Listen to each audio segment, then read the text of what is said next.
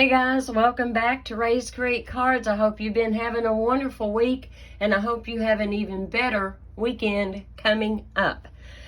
All right, it has been a hot minute since last week's video, and I cannot take any credit for all the views that my video last week got. I can't.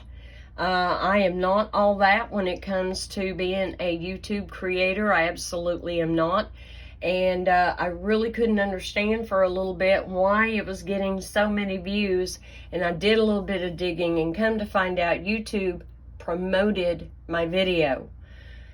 Thank you, YouTube. That was very unexpected. It was very awesome. I don't know how often they might do that. You out there in YouTube land, you can tell me if my videos have ever popped up before as a recommended video in your feed. But irregardless, I got lots of views, several more subscribers, and I am very, very close to having 1,000 and can start doing lives. And yes, yours truly is already reading up on how to do lives, okay?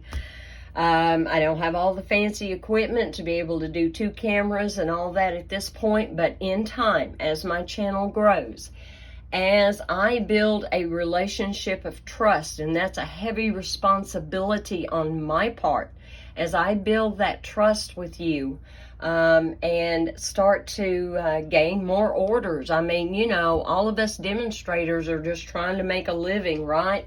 And pay for our materials that we bring you, and to be able to afford to take the time to do the videos, yada, yada, yada, okay?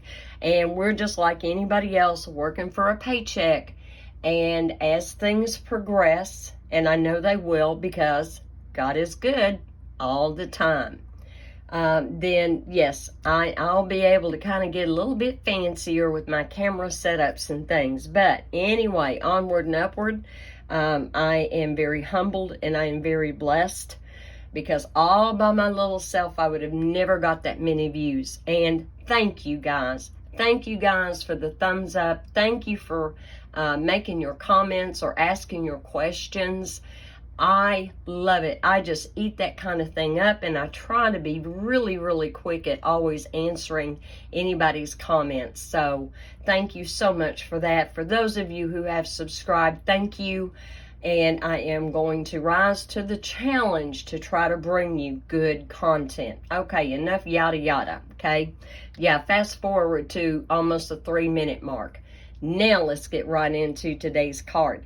I told you guys in an earlier video that this had been released to demonstrators to pre-order if they wanted to participate in an online not Creative 8.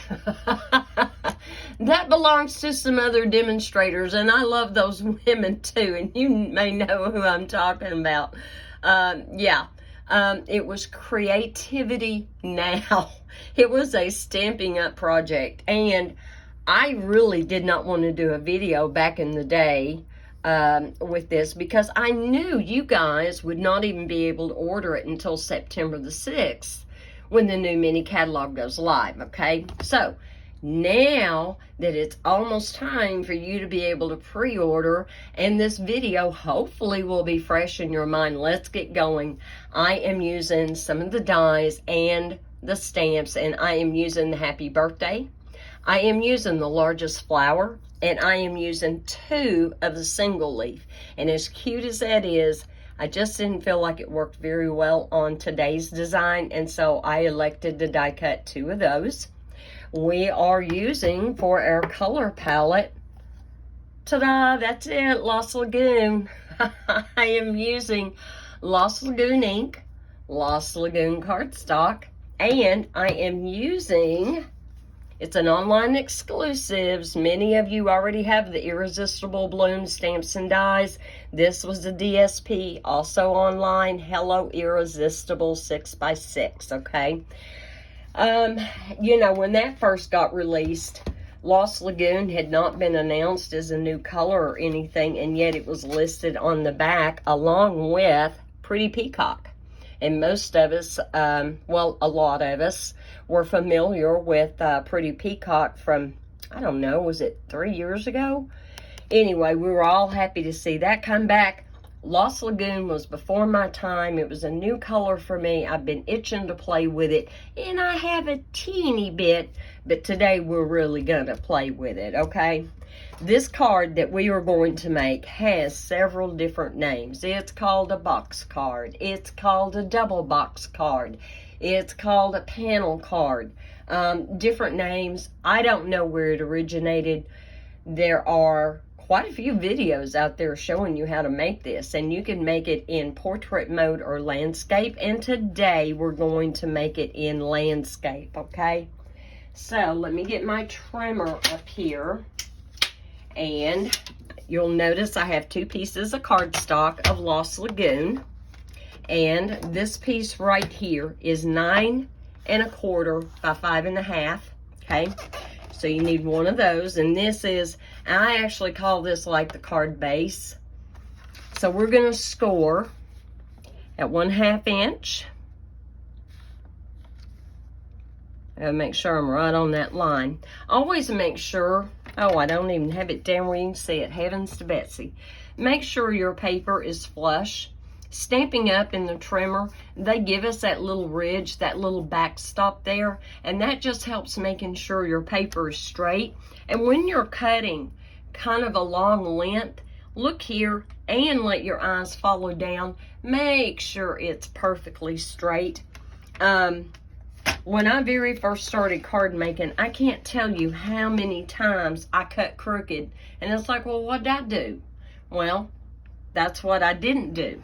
I didn't make sure it was flush up against the stop, and I didn't make sure it was straight all the way down. Okay, 1/2 inch. We're going to slide down to 1 3/4 inch. We are going to slide down to 3 3/4. I want to make sure I'm right on that line. Oh, and there goes my paper sliding around. All right, and then last one, 5 inches. So I'm going to read all that back out to you. So you're going to score at 1/2 inch, 1/2 inch, 1 3/4 inches, 3 3/4 inches, and 5. And I'm going to set that to the side, and I'm going to grab my next piece, which is 4 1/4 by 4. Now, if you're like me and you get interrupted in your card room a lot, say you didn't get to score it, please measure. Always measure to see which side you have up across the top, because here's tip number 1. You will always want to start with the longest side across the top. Just like we did for the 9 1/4, we had that across the top. We want the 4 1/4 across the top. And then this piece only gets 2 scores. And so we're going to repeat that 1/2 inch score. And then we're going to slide down to 1 3/4. And then that's going to be it for this piece. And that's actually going to be it for my trimmer for the minute. So we're going to move that to the side. Now, in my sample card, this was the pattern I used. And I thought, well, you know, I wonder how it would look if, and I used Pretty Peacock here on this one, okay? This is Pretty Peacock, not Lost Lagoon. Lost Lagoon. This is Lost Lagoon, so that's going to be one of the differences. And I thought I would change it up. And I thought I would use some of that same pattern I used on my first card, but then also maybe some of this, okay? Now, let me admit to you and be transparent about this. If you are using 6x6 paper, when you get ready to make this card, you will need more than 1 sheet. I hate that it's that way. I'm sorry we can't do it all from one 6x6 piece. However, put this card idea on the back burner for using up those scraps. Many times we have, within the same set of DSP, maybe 2 different scraps with patterns and colors that complement each other, and we can use both of them on the same card. Okay, so once again, idea for using up some of those scraps. So, since I want this pattern on my card base, as I call it, we're going to start You want a piece that is 5.5. So I'm going to move it down to 5.5 and just take off that 1/2 inch. Okay, there we go. And now I'm going to turn it, and I am going to cut a piece that is 2.5. So you want 2.5. Wait a minute. Did I do that 5.25? Did I do that 5 I didn't. Let's see. Let me make sure here, guys. See what happens when I go to get in a hurry? Yeah, that is never good in a card room. I think I told you to cut that at 5.5. I am so sorry. 5.25. 5.25. Okay, but that's okay because these little pieces here you can use inside a card or on the back side for your message. So now we have a piece that is 5.25, and I'm going to turn that to 2.5. That's going to be one piece. Okay. And then 5.25 by 1 3/4 right here. I'm going to cut that. And then I want a 5.25 by 1 inch. Make sure I'm straight. I'm straight. And cut that. And yet another strip I can use on something else. So, there we go. I've got my 3 pieces and we'll lay those to the side. Now I'm going into my second pattern. And for this I need 5.25 again. So I'm just turning it. You may want to look at whatever DSP you're using and see if maybe there's an element that you could do with less of. Elements you want more of in your sample pieces, but I'm not worried about that because this is such a soft blended, almost like a watercolor background. So we're cutting it at 5.25, and then we're going to turn that to 2.5. Wait a minute, didn't I just do all that? I did. I need 3 3/4 by 2.25. All right, let's go 2.25. 2.25. Oh heavens, if it wasn't for cheat sheets, I wouldn't have a thought in my head. By 3 3/4. And we have that. I can use this for a sentiment or something else. So now we have that piece. I need one more piece. This one needs to be 1 inch by 3 1/4 and 3 1/4. There we go. So guys, this is one of those cards that may give you more scraps than you could ever hope to use on this card. Again, just being honest. All right, now let's bring our pieces that we scored back in. Okay, and let me point out something very important. Some people feel like it doesn't matter, and if that's your opinion, hey, it's fine. No harm, no foul. Okay, when we scored that with the score blade, it made what I call a valley. Okay, on the other side you have your mountain. Do you see how it's kind of bumpy and bigger? Okay, you want to always, and this is the same if you're doing a card base, you want to fold into that valley. Okay, that's where you want to make your bend, and here's why. So here's on the next one, I'm going to score it too. I'm just going to give it a sharp crease. Now, do you see how the humpy things are kind of wrinkled? That's what's going to show on the spine of your cards unless you go ahead. See how that's much finer and it's not near as bumpy? To me, it makes a difference in how the end result looks for a card. All right, so I'm going to have to turn this over so I can fold into the mountain. I've got the valley side up. This was the valley. Here's the other valley. We're going to fold on that valley. Come across. Fold on that valley. Come across. Fold on that valley. Come across. Okay. So here's our little, what I call humpy-doos. And here is our valleys where we scored. Noticeable difference. Sometimes they might appear a little bit bumpier than at other times, but very definitely a noticeable difference. So I hope that helps some of you. When I first started out in card making, I didn't know that. I didn't know that for a long time, and I would get frustrated because I thought, why sometimes do my card bases look so good and other times they look so bad? Well, that was why. All right, let's get ready. So this part is going to be the card base, okay? Again, non-traditional. And what you're going to probably want to do, you want to take your DSP and do just a fitting so that you can get a feel for where these pieces are going to go.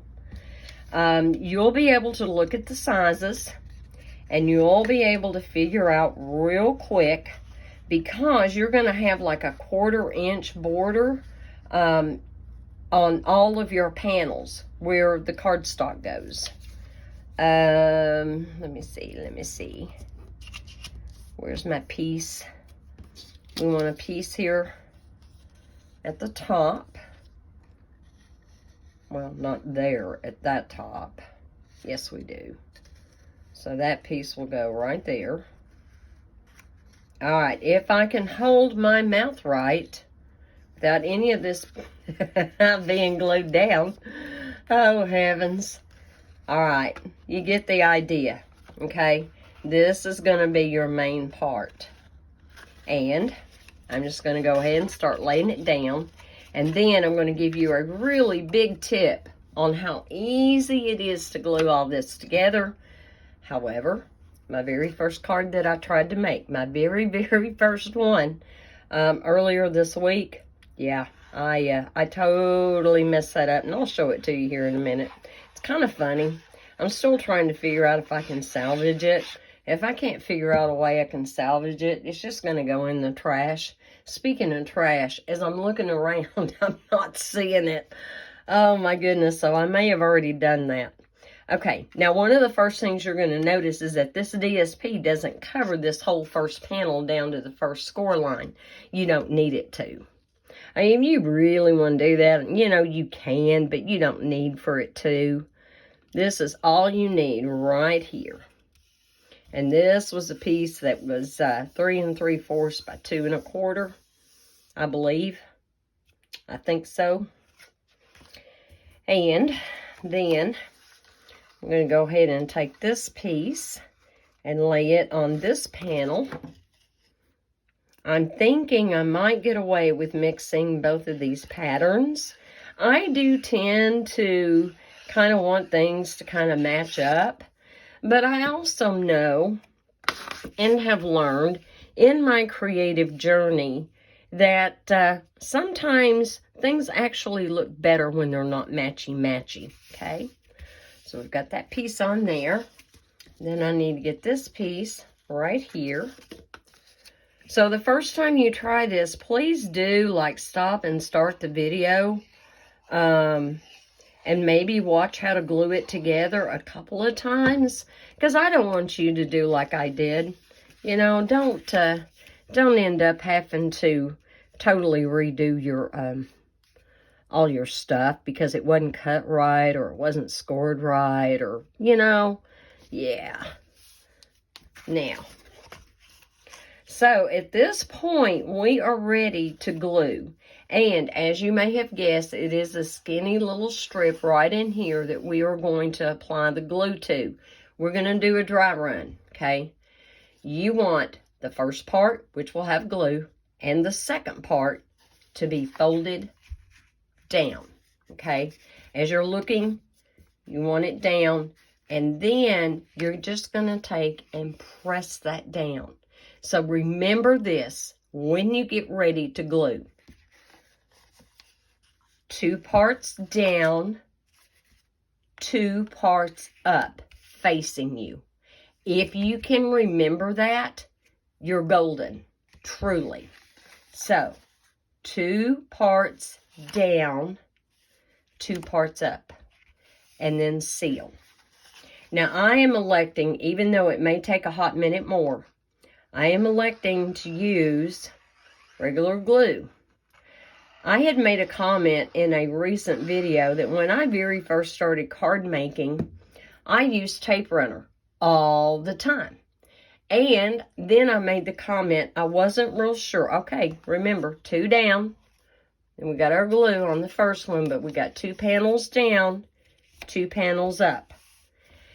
And I said I couldn't remember why I ever stopped using tape runner and went mainly to liquid glue. And then I thought about it the other day and I thought, well, you dummy. The reason was your demonstrators that have been around a lot of years and that have had the same customers for a lot of years. You know how powerful this little grapevine thing is that we have going on, right? When cards have been tape runnered together, they fall apart. They don't have to be too old to start falling apart. Sometimes it only takes a couple of years. And then that person might be walking down memory lane, getting it out of the envelope, and here's the DSP is falling off, and that is falling off, and that's come apart, and that's why. When I started learning that from those who were older and wiser than me, that's when I transferred to the liquid glue. Does that mean nobody should ever use tape runner? Oh, heavens, no. Cards aren't meant to last forever, however much we would like to think of all of our little creations always lasting forever, right? They're not going to. All right, let's see what we got. So here we go. By doing that, you have that perfect rectangle box. Oh no, but it stands up when you finagle it to where it's straight on itself. There you go. All right, phase 1 complete. Let's get phase 2. All right, so again, we've got this, and by now, it should be awfully easy. I'm missing a strip. Did I put a strip that I cut into my scrap pile? Well, we'll find out here in just a minute. Not a problem. All right. Told you guys that I was going to get my garden marker, come in here and relabel my glue bottle. Haven't done it yet. It's kind of been low on my list of priorities. All right. So we got that one glued. There we go. Again, 1/4 inch border. And yeah, see, that one's too short. What did I do? What did I do? All right, let me teach you something else. Let me find my little handy dandy, old as the hills ruler here. Let's say you've been given a card and you want to know how to recreate it. Measure. So this panel here is exactly 4 inches wide. Okay, we already knew that. But in between the creases, it is 1 1/4. So I know I want to cut my piece at 3 3/4 by 1. So I need a 3 3/4 piece by 1. And it might be over here in this pile. I don't know. So I could have sworn I cut one at 1 by 3 3/4. Did I cut? No, that's not. Well, I don't see it laying there now. Well, all right. I don't know what happened, but onward and upward. We're not going to let it slow us down. Yeah, it's not raining on air parade. Oh, whoops. And then I need it at 3 3/4. Oh, my word. There we go. So, yeah, anytime you're needing to kind of figure out dimensions, now if you want a skinny border, don't add a whole 1/4 or minus a whole 1/4. Do it by 1/8, 1/8 of an inch. So here we go. There we go. And like I said, I'll probably find it over here in my scrap, and I'm just not seeing it right now. Might have thrown it into the wrong pile, knowing me. All right, here we go. We're getting there, guys. We are just about halfway there. All right, got it. Again, remember how I told you, we're gonna put glue here.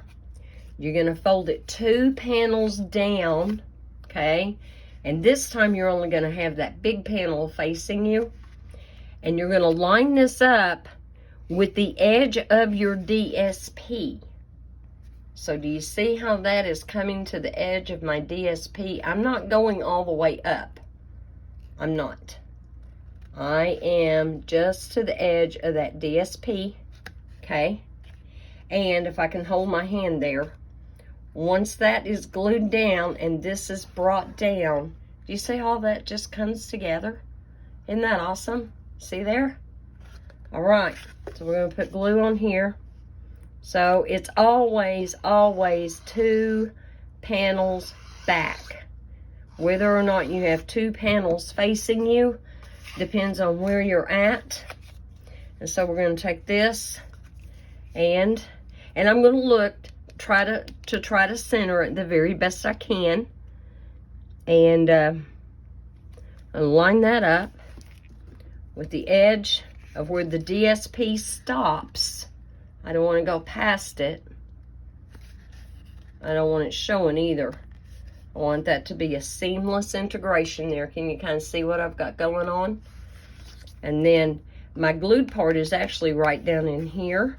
So I'm just kind of giving that a really good press. And, am I there? Am I there? This stuff sets up so quick. All right. Let me get that straightened back up. And then, there we go. Now, to do this, all you're going to have to do is flatten everything, put your glue down here, and it's going to pop up just fine. Did you see what I just did? Let me do that real slow. Lay that down. Okay. We're going to have our glue right here on this bottom area. Just right here. Doesn't take a whole lot. I've got it flattened. It was a box, and now I have flattened it. And I'm just going to lay it down. And hopefully I'm straight. If I started out straight, I should be straight down here with even distance on both sides. There we go. I'm going to hold that for just a second. I'm going to move this to the side, and we're going to do our die cutting really quick. I didn't want to prep every single thing because I felt like sometimes that's not fair, especially someone who might be new to card making, okay? Now, something else I want to point out. Because Lost Lagoon was a new color, a returning color for us. Those of us who have the stamp pads of those new colors, they're juicy, guys. You see how where I stamped this the first time, you see that bubbling that I got right there? And I knew it was there before I stamped it. I thought, oh, this is a perfect opportunity to tell people what to do and how to remedy that. So, I keep a stack of Walmart gift cards. Maybe it's because I work there too. That's all right. That's soon to come to an end. So I've just got no gift card. You can pick these up. There's no charge to get a gift card. You don't have to load it. You just need a gift card. Okay? So what I did, you see how much better that second stamping is? It actually came out the way it was supposed to without any of their bubbling. So what I did was, I just took a piece of plastic and I scraped lightly across the surface to the other end. And I did that 2 or 3 times, okay? I don't have very much on there. I had more than that the very first time I did it. But that way, now you can take your stamp to it, and it's not going to be too juicy, and it is not going to leave you with all those bubbles, okay? So for those of you who might have been getting super frustrated with that, yeah, that's an easy peasy solution. If you already knew about it, I'm sorry if I bored you. Again, sometimes people are here for the first time, learning things for the first time. All right, I've got my mini. Y'all know me. I've got my pale gray plate, not the white. And then I have a cutting plate on the bottom. We're going to put a cutting plate on the top. I got a little bit of dust on there. He's been kind of neglected. Maybe I should have dusted. That's okay. And my paper is going to want to move under me, of course. That's okay. That's all right. All right, so now I have my flower. I have a leaf. And now I just need to get that other leaf. And here's something else, guys. So, I've kind of been frustrated in the past. Like, I have got pixie tape. I have got Crafters Essentials tape. I have mint tape. I have washi tape. Are you getting the picture? I have tried different tapes, and most of them work 99% of the time for holding down my dies and not tearing my paper. However, it only takes one time, right? And it's aggravating and it's frustrating. If you will tape your die along the edge, okay, don't have a piece of tape running across your whole image, just tape the sides. That's all you'll need to do. And you don't have to worry about, you know, this brand might do it, this brand might not do it. No worries, okay?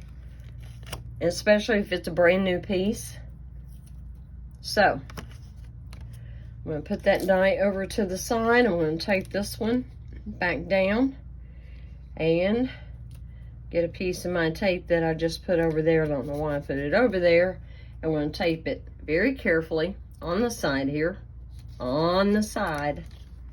And we're going to run that through and we'll have our second leaf and we can rock and roll. Because, I don't know how many of you noticed, I have actually shared my sample card several times. And, I did a little something to the flower and the leaves to make them pop a little bit. And we're fixing to get ready to do that too. All right, let me get my plates here. Get them put to the side. Get the die off. I'm trying to kind of hurry this up, guys. I don't know if I'm being successful or not. It looks like I'm at almost a 33-minute mark here. Oops. I really thought I could do this in 30 minutes. See what happens when you run your mouth a lot? Time just flies, doesn't it? That's funny. All right, real quick, guys. Time conscious or not, my dies are going right back into my little handy dandy case here. All right. And that stamp that we're going to be using will too. Now, y'all have seen and heard, most of you, about all the wonderful uses for recycling these window sheets that come with their photopolymer stamp sets. Well, I have another one. Anytime you would use a glue mat, you could use this. Anytime you're fixing to do something messy like I'm fixing to do, you can use this. Now, and this is one time in the wonderful world of heat embossing that I am not going to have to use my powder. I won't have to use my embossing buddy. Neat, huh?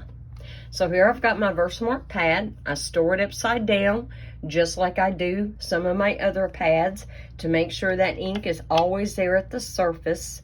And I'm just going to take, and I'm going to make sure I get my Versamark all over the surface of my flower.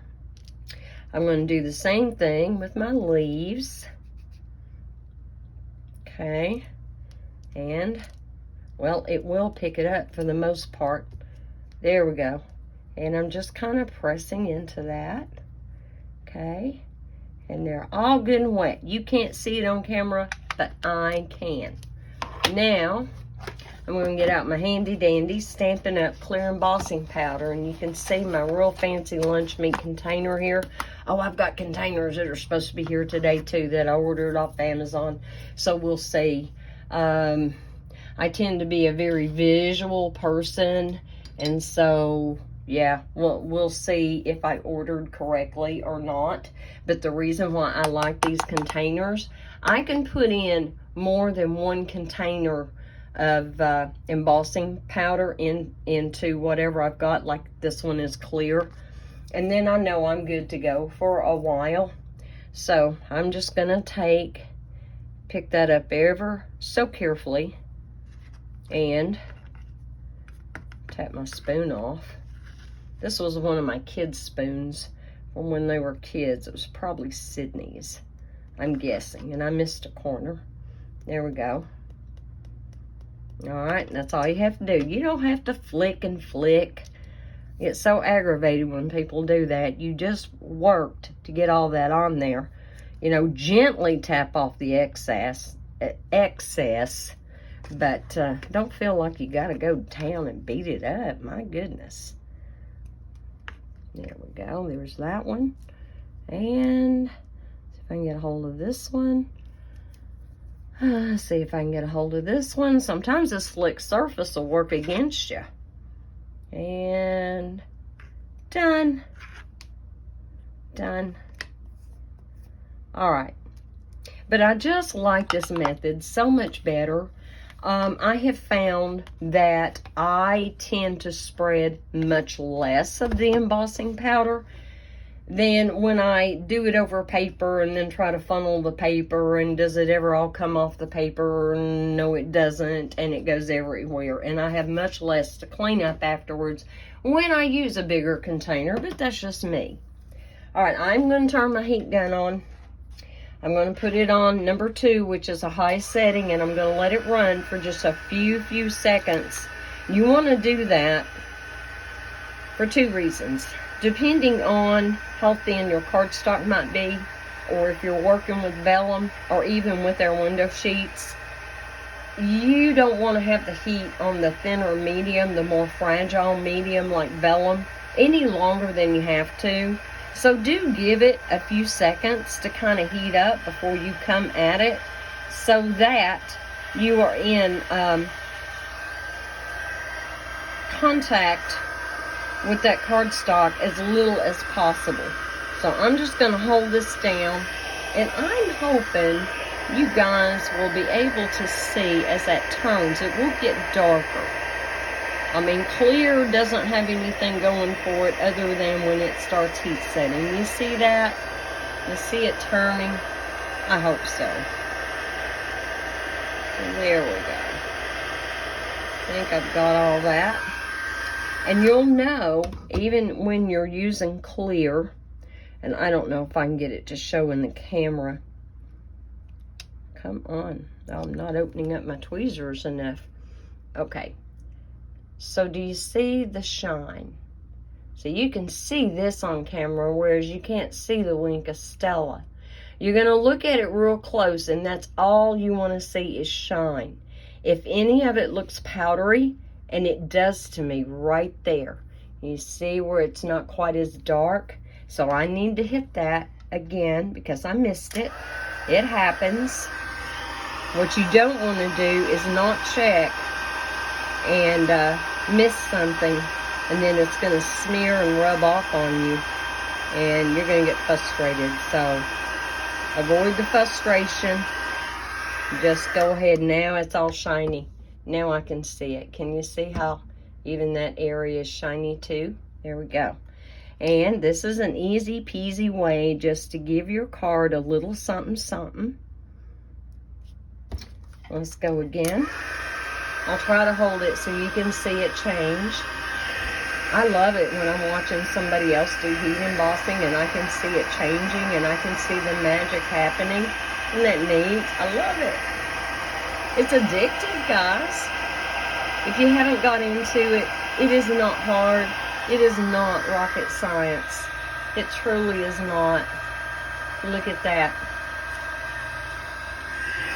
Alright, I'm going to have to get a hold of this best I can.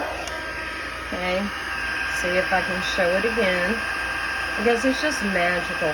More so if you're using gold or silver or other colors. And I have been ordering other colors of embossing powder. With the fall and Christmas coming up, I really kind of want to play with some colors that I have never played with before. And so yours truly is going to. All right. And just a heads up, Ranger Ink did have a sale going on some Wendy Becky embossing powders. They were like $3.55 a jar. I did order a couple of them. One of them was red geranium and one was buttercup. So I got a red and a yellow. So we'll see how those work out. All right, let's get ready to decorate our card. There is one tiny little bit of stamping that I want to do. And yes, here's my Lost Lagoon. Here's my happy birthday. And I thought I would use my double oval punch, just like I did on the other card. And I'm going to punch out the scallop part for the backing of my sentiment. And where did my cardstock go I was going to use? All right, let me look over here under my mini-me and under my trimmer. And okay, well, here's a scrap. I'm not going to be picky. And let's go ahead and ink up the happy birthday. Let's get that on there. Okay. Looking good. And hopefully I'll do it straight, but if not, we're punching it, so we're still good, right? That absolutely does look straight. I'm amazed. All right, let me put that to the side so I don't get into it, because I know me, I'll get into it. And this is automatically, because I'm coming in from the top instead of taking a scrap and going in from the side, this is automatically going to punch me out an extra white scallop. You better believe I can use that on a card, so it doesn't bother me at all. But 9 times out of 10, what you really want to do to save paper is have you just a big enough piece and come in from the side so you're not being wasteful. But this is not going to be wasteful at all.